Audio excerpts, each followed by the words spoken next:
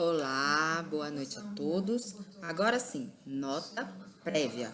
Vamos terminar, né?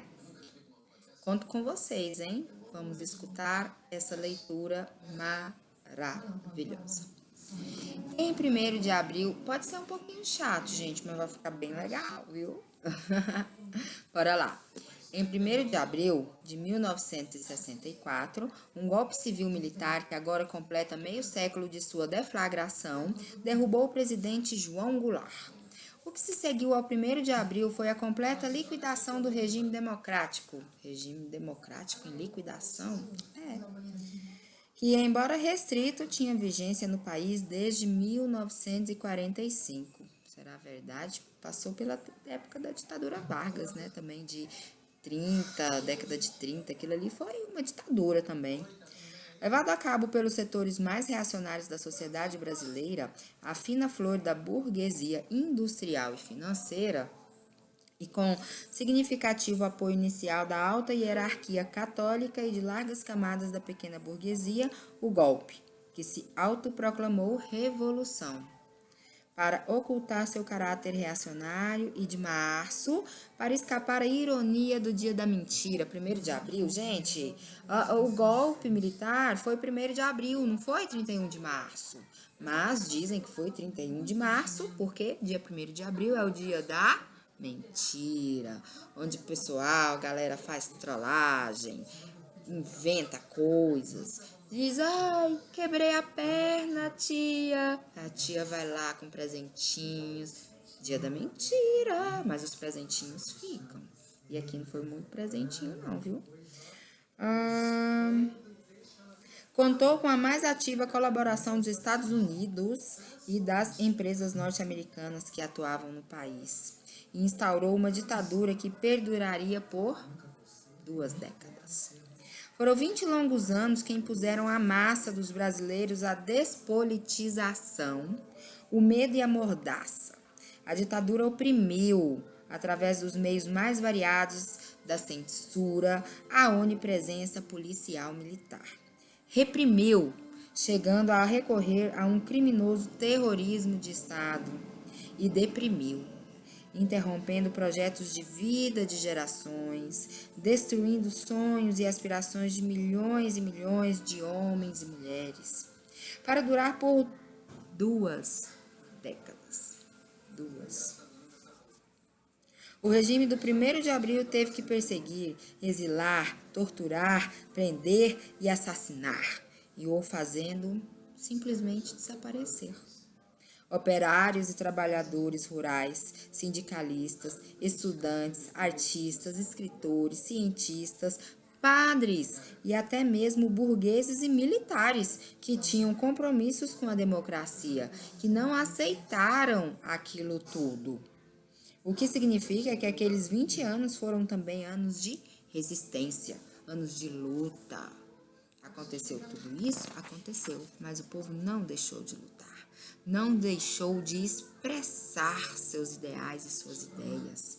Os nossos cantores que foram exilados na França, sei lá onde, não deixaram de colocar sua opinião dentro das músicas, as quais faziam extremamente elaboradas e com muito cuidado.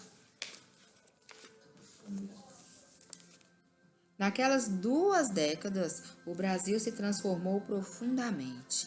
No domínio da economia, a ditadura instaurou um modelo econômico que, a serviço do grande capital, tanto dos monopólios estrangeiros, sobretudo, mas não exclusivamente norte-americanos, quanto dos nativos que ela fomentou, e superexplorando os trabalhadores, superexplorando a força de trabalho dos trabalhadores, operou um expressivo crescimento do parque industrial. Ademais, com seu modelo, realizou modernização das atividades agropecuárias.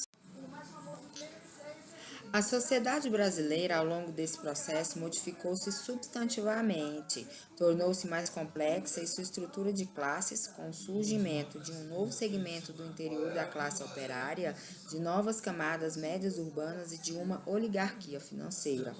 Ela experimentou uma intensa e descontrolada urbanização. A questão social viu-se exponenciada. Ao fim dos anos 70, novos problemas, novas tensões e novos conflitos começaram a dividir a base social da ditadura. Sim, a ditadura tinha uma base social, pensa. Até setores burgueses conservadores iniciaram seu afastamento do bloco de apoio ao regime. Então, a crise da ditadura, produto das suas próprias condições de existência, saltou à luz do dia e logo o seu destino se viu selado. Já correram 50 anos desde o golpe e praticamente 30 desde a crise e a derrota da ditadura.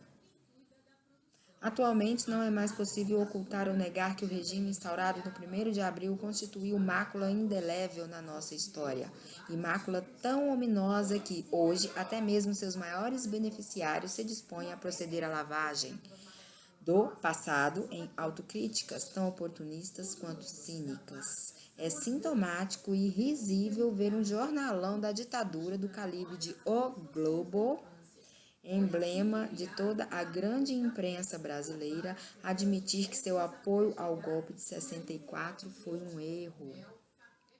Assim como equivocadas foram outras decisões editoriais do período que decorreram desse desacerto original. Hoje, jura de pés juntos o Diário Carioca da família Marinho. A democracia é um valor absoluto. Edição de 1º de setembro de 2013. Nesse meio século, há 50 anos do golpe e cerca de 30 da derrota do regime ditatorial que ele impôs, acumulou-se no Brasil e no exterior uma larga documentação e uma enorme bibliografia pertinentes aos eventos de abril de 1964 e seus desdobramentos. Documentação e bibliografia que reúnem depoimentos de vítimas, de agentes, de representantes da ditadura. Materiais elaborados por agências governamentais ou não, institutos de pesquisa, historiadores e cientistas sociais, economistas, jornalistas, políticos, organizações internacionais. Materiais elaborados por economistas, jornalistas, políticos, organizações internacionais. Elas estão registradas em livros, filmes, documentos oficiais, reportagens de jornais, revistas, relatórios, periódicos universitários, dissertações e teses acadêmicas e em mídia eletrônica. Se permanecem aspectos não devidamente esclarecidos da história da ditadura, claro que permanece, né? Seja especialmente no domínio dos seus crimes contra os direitos humanos, mesmo que os trabalhos em curso das várias comissões da verdade estejam contribuindo para a sua elucidação, seja no domínio das suas articulações econômicas, onde não foram poucas as tenebrosas transações, para tomar as palavras do poeta Chico Buarque. Ainda assim, a história da ditadura já conta com uma sólida base para a sua análise. Entretanto, minha experiência docente na universidade junto a movimentos sociais e políticos tem me demonstrado que o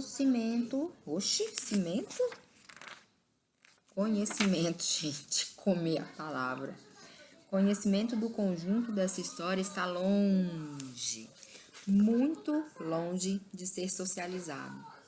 Especialmente os brasileiros e brasileiras nascidos durante e depois da década de 80, eu nasci em 81, revelam possuir um reduzidíssimo nível de informação sobre a ditadura e seu significado na história brasileira.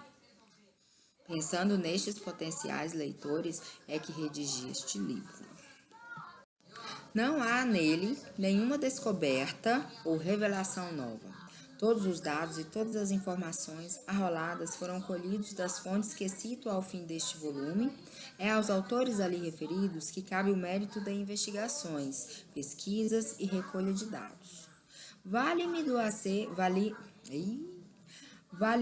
acervo bibliográfico citado, na minha vivência intelectual e política, e procurei oferecer da história da ditadura uma síntese articulada, clara e acessível a qualquer pessoa minimamente letrada e interessada. Para isso, evitei os cacoetes acadêmicos, inclusive os meus, e suprimi as sempre importantes referências documentais em notas.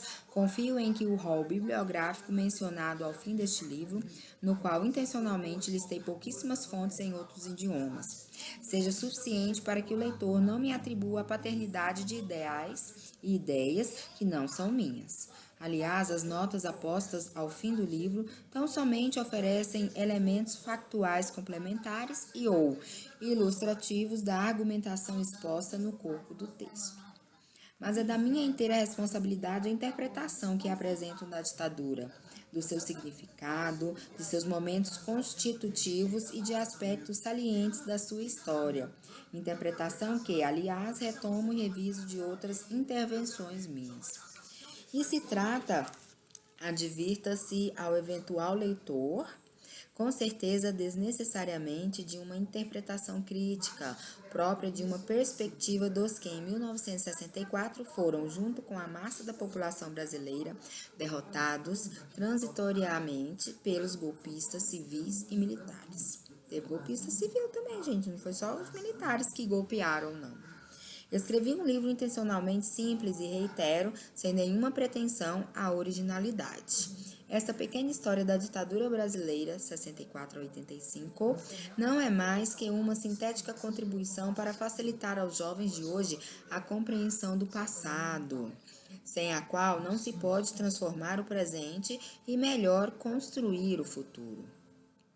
Gostaria também que este livro, procurando colaborar com os esforços de superação, hoje claramente em curso, da desinformação e da desmemória, a Operação Borracha, tão bem figurada por Érico Veríssimo em seu belo romance Incidente em Antares, que foram produzidas pelos beneficiários da ditadura e são repetidas pelos saudosos dela, ajude as novas gerações a lembrar com respeito e admiração aos muitos brasileiros.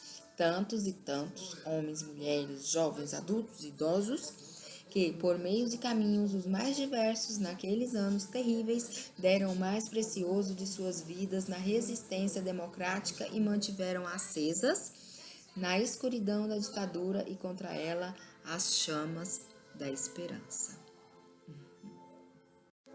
José Paulo Neto, Recreio dos Bandeirantes, verão de 2014.